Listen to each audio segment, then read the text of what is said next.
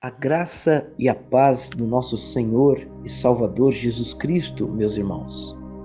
Eu sou o pastor Carlos Adriano e, como de costume, eu peço a permissão para adentrar o teu lar e a porta do teu coração. Antes de meditarmos na palavra do Senhor, eu peço a você que seja membro do nosso canal. Se inscreva e do seu lado direito tem um sininho. Toque o sininho e clique em todas para receber os nossos vídeos e os nossos áudios. E peço a você, por gentileza, compartilhe a palavra do Senhor, pois a palavra do Senhor, ela é preciosa, poderosa para libertar cativos em prisão, para curar e para restaurar vidas. Amém? A palavra do Senhor escrita no livro de Tiago, capítulo 4, versículos 6 e 7, que diz assim: Mas ele nos concede graça maior, por isso diz as Escrituras: Deus se opõe aos orgulhosos, mas concede graça aos humildes.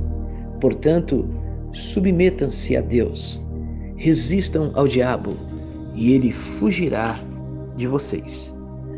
Meus amados irmãos, esta palavra eu coloco como título: Jesus submeteu-se a Deus e também às autoridades constituídas por Deus. Jesus viveu em total obediência a Deus e alcançou a vitória definitiva sobre Satanás por causa de uma estratégia importante: submissão total a Deus. Geralmente citamos apenas o final do versículo 7. Resistam ao diabo e ele fugirá de vocês, deixando de lado o verdadeiro segredo para sermos bem-sucedidos. Antes de ter força para resistir ao diabo e fazer com que ele fuja de nós, precisamos submeter-nos a Deus. Satanás tem destruído muitos cristãos porque eles não se submetem a Deus. Os crentes precisam compreender o que é submissão. Muitos não têm a menor ideia do que significa ser submisso a Deus, seja por meio da obediência ou a estrutura hierárquica da igreja, ou seja, respeitando a posição que ocupam na família. Como resultado, rebelam-se contra Deus e sofrem muitos danos e derrotas. Sempre que fracassa em submeter-se a Deus e segue a própria vontade, o cristão está se rebelando e, portanto, pecando. E a rebeldia é como o pecado de feitiçaria e a arrogância como o mal da idolatria. Está escrito no primeiro livro de Samuel, capítulo 15 e o versículo 23. Duas palavras ajudam-nos a compreender o significado de submissão. O termo sujeição, uma tradução do vocábulo grego upotasso, palavra de uso militar na antiguidade, que significa colocar em posição inferior, consentir, obedecer, aceitar as ordens de. No exército, os novatos recebem o posto de soldado e ficam sob a autoridade dos cabos e sargentos. Exige-se que se sujeitem e obedeçam a quem os comanda. Em grandes corporações, os empregados estão sujeitos aos supervisores de departamento e exige-se submissão à autoridade destes. Na família, no governo, na igreja, em qualquer organização, existe uma escala de autoridade, o qual devemos nos submeter.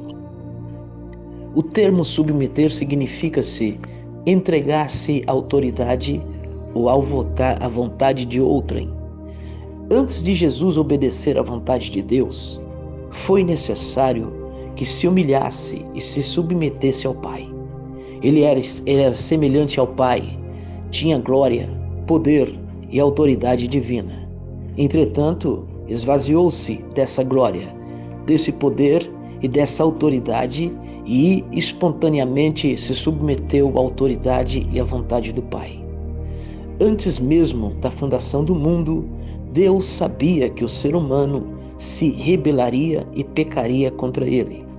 Para trazer o homem de volta à comunhão e colocá-lo em uma posição nova como filho, ele planejou enviar Jesus para entregar a vida como sacrifício pela expiação dos nossos pecados.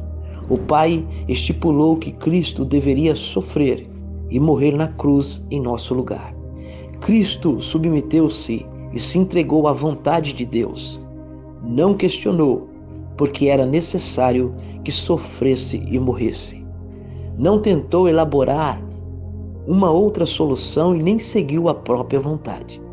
Ele aceitou os desígnios de Deus, abriu mão da própria vontade e se manteve sujeito à autoridade do Pai. Jesus viveu em plena submissão a Deus. À medida que o Pai lhe revelava a sua vontade, Cristo se submetia à obediência. Foi isso que o capacitou a andar sempre em total obediência ao Pai. Embora fosse filho de Deus, Jesus aprendeu a obediência. Não apenas se submeteu a Deus, mas também às autoridades que o Senhor estabeleceu. Que Deus assim continue a abençoá-los e que o Espírito Santo venha falar a cada coração. Amém.